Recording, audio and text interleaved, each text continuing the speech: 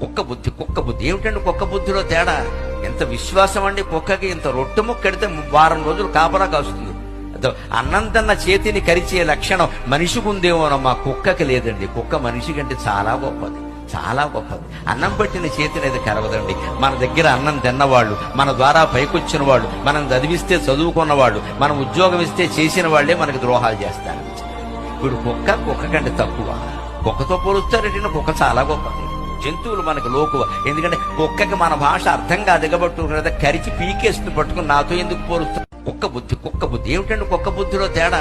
ఎంత విశ్వాసం అండి కుక్కకి! ఇంత రొట్టె ముక్కెడితే వారం రోజులు కాపలా కాస్తుంది. అన్నం తన్న చేతిని కరిచే లక్షణం మనిషికి ఉందేమోనమ్మా, కుక్కకి లేదండి. కుక్క మనిషి కంటే చాలా గొప్పది, చాలా గొప్పది. అన్నం పట్టిన చేతిని అది కరవదండి. మన దగ్గర అన్నం తిన్నవాళ్ళు, మన ద్వారా పైకొచ్చిన వాళ్ళు, మనం చదివిస్తే చదువుకున్నవాళ్ళు, మనం ఉద్యోగం ఇస్తే చేసిన వాళ్లే మనకి ద్రోహాలు చేస్తారు. ఇప్పుడు కుక్క కంటే తక్కువ. కుక్కతో పోలుస్తారంటే కుక్క చాలా గొప్పది. జంతువులు మనకు లోకువ. ఎందుకంటే కుక్కకి మన భాష అర్థం కాదు కాబట్టి కరిచి పీకేస్తుంది పట్టుకుని నాతో ఎందుకు పోలుస్తారు?